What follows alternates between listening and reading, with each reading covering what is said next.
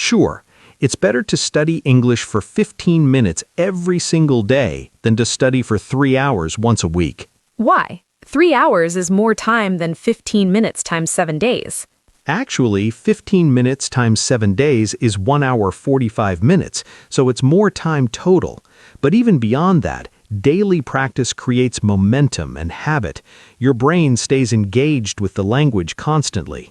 Whereas one long session per week means your brain goes 6 days without English, and you probably forget much of what you learned by the next session. Exactly. Language learning specifically benefits from frequent exposure, even in small doses. So how can listeners build that daily consistency? Because knowing you should do it and actually doing it are very different things. One powerful technique is called habit stacking. Habit stacking? What's that? It means you attach your new habit to an existing habit that's already automatic in your life. Can you give an example? Sure. Let's say you already drink coffee every morning. That's automatic. You don't think about it, you just do it. So you could stack your English practice onto that habit. While I drink my morning coffee, I will listen to 5 minutes of an English podcast. So the existing habit, coffee, becomes the trigger for the new habit, English. Exactly. You're using something your brain already does automatically to remind you of the new behavior you want to develop. What are some other examples of habit stacking for English learners? After I brush my teeth at night, I will read 1 page in my English book. During my lunch break, I will practice 5 new vocabulary words. During my bus wait, I will review my flashcards. I see. You're fitting English into the natural rhythm of your day rather than trying to find new, completely separate time for it.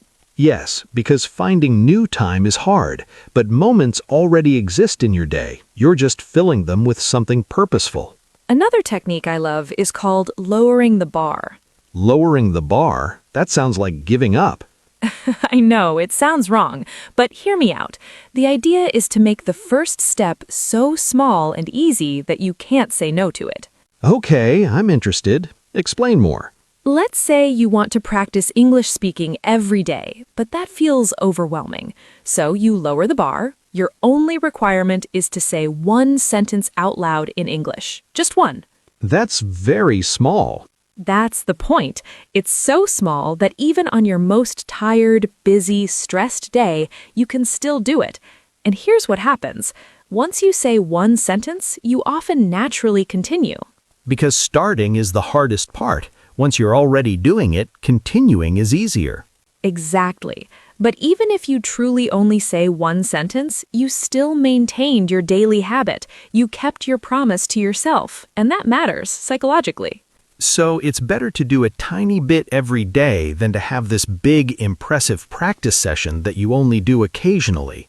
Right, because the daily tiny action builds identity. You start to see yourself as someone who practices English every day, even if it's small. And that identity shift is powerful. It changes how you think about yourself and your capabilities. I have another practical tip: environment design. Environment design. That sounds fancy. It's actually very simple. It means arranging your physical space to make good habits easier and bad habits harder. Can you give some examples? Sure. If you want to read in English before bed, but you always end up on your phone instead, put your English book on your pillow and put your phone charger in another room. So when you go to bed, you encounter the book first, and your phone isn't easily available. Exactly. You're removing friction from the good habit, book is right there, easy to start, and adding friction to the bad habit, phone requires getting up and going to another room. What other examples can you think of? If you want to practice English vocabulary in the morning, put your flashcards next to your coffee maker. The cards are right there when you're making your coffee, so you're more likely to use them. Or if you want to listen to English podcasts during exercise, download the episodes the night before so they're ready to play immediately when you start your workout. Yes, remove any barrier between you and the action you want to take. This is all about making success easier and more automatic. Exactly, because willpower is limited.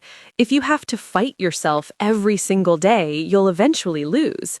But if you design your environment well, you don't need much willpower. The right choice becomes the easy choice. I think we should also talk about tracking progress, because when you're working on a long-term goal, it's easy to feel like nothing is happening. Yes, progress in language learning especially can feel invisible because it happens gradually. So how can people track their progress in a motivating way? One simple method is a habit tracker, just a calendar where you mark each day you practice. Some people use an X, some use a sticker, some use a check mark. And what's the benefit of this? Visually, you can see your consistency building. You can see the chain of days growing longer. And psychologically, you don't want to break the chain. It becomes a game or a challenge with yourself. Right. I've practiced for 12 days straight. I don't want to break my streak now. But what if you do break the streak? What if you miss a day? Then you just start again the next day. One missed day doesn't erase all your previous days. The goal is progress, not perfection. Never miss twice. Is that the rule? Exactly. Missing once is life. Missing twice is starting a new bad habit. So if you miss one day, make absolutely sure you practice the next day. What about tracking progress in terms of actual skill improvement, not just consistency? That's a great question.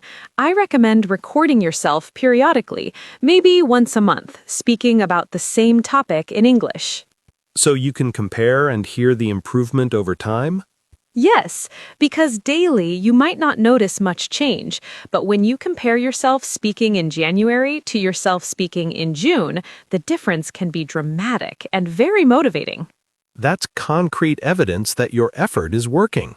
Another tracking method is keeping a vocabulary journal, where you note new words you learn and then review it monthly to see how much your vocabulary has expanded. Or keeping a folder of essays or writing samples so you can see your written English improving over time. These tangible records combat the feeling of, I'm not getting anywhere, because you have proof that you are, in fact, making progress. Now, I want to talk about something that doesn't get discussed enough: celebrating small wins. Oh, yes, this is so important. People often think, I'll celebrate when I'm fluent, or I'll celebrate when I reach my big goal, but that's months or years away. And meanwhile, you're working hard every day with no acknowledgement, no reward, no celebration. That's exhausting and demotivating. So, what should people do instead? Celebrate small milestones along the way. Finished 1 week of consistent practice? Celebrate. Had your first full conversation in English? Celebrate. Understood a movie scene without subtitles? Celebrate. What does celebrating look like? I don't think people need to throw a party for every small achievement. No, though that would be fun. Celebration can be small but meaningful. Maybe you buy yourself your favorite treat, or take an evening off to relax guilt-free, or share your achievement with a friend who will be genuinely happy for you. The point is to acknowledge to yourself, I did something difficult and I succeeded. That matters. Yes, your brain needs to associate hard work with positive feelings, not just struggle and stress. Otherwise, it will resist continuing. Celebration creates positive reinforcement. It tells your brain, this is good. We should keep doing this. And it builds confidence. Each small win is evidence that you're capable, that you're making progress, that your dream is achievable. Before we wrap up this episode, I want to make sure we talk about something very real: seasons of life when you can't pursue your goals as actively as you'd like. Yes, this happens to everyone. Maybe you have a family emergency, or an intense work period, or health issues, or just general overwhelm. And during these times, people often feel guilty about not working towards their dreams. They feel like failures. But here's the truth. Taking a break doesn't mean quitting. Pausing doesn't mean failing. Sometimes the most productive thing you can do is rest, recover, and take care of urgent priorities. Your dream will wait for you. I think the key distinction is between pausing with intention and abandoning your dream. What do you mean by that? Pausing with intention means you consciously decide, for the next 2 weeks, I need to focus on this family situation. I'm not going to practice English daily, and that's okay. I'll return to it when things stabilize. Versus just gradually drifting away without really deciding anything, and suddenly 3 months have passed and you haven't thought about your goal at all. Right. The first one is a strategic pause. The second one is losing your dream through neglect. So, if you need to pause, make it conscious. Tell yourself, I'm pausing for these 2 weeks, and on this date, I'll reevaluate and likely restart. And maybe during the pause, you do some tiny maintenance action, just enough to keep the connection alive. Like what? Maybe you can't do your usual 20-minute practice, but you could still listen to one English song or read one paragraph or think about your goal for 2 minutes, just something that says, I haven't forgotten. That micro action maintains the identity. You're still a person working towards this dream, just in a slower season. And when you're ready to fully engage again, it's much easier to resume because you never completely stopped. All right, Michael, I think we've covered so much today. Let's start wrapping up. What do you want listeners to remember most from this episode? I want them to remember that dreams and goals work together. Your dream gives you inspiration and direction. Your goals give you daily action steps. And progress doesn't have to be fast or dramatic. Small, consistent actions compound over time into significant results. Also, be kind to yourself. You'll have good days and hard days, success and setbacks. That's normal. What matters is that you keep coming back. Your dream doesn't need a perfect you. It just needs a persistent you. I love that. What about you, Sarah? What do you want listeners to take away? I want them to know their dreams are valid, even if they seem small or different from other people's dreams. You don't have to want what everyone else wants. Your dream is yours. Own it. And start today, not tomorrow, not next week, not when conditions are perfect. Today. Even if today's action is tiny, 5 minutes, 1 sentence, 1 step. Because today is the only day you actually have. Tomorrow is just a concept. Before we say goodbye, we want to ask our listeners to do something. First, please like this episode and subscribe to Study English Online. It helps other learners find us. And second, we'd love to hear from you in the comments. Tell us, I'm your name from your country, and one small step I will take toward my dream this week is...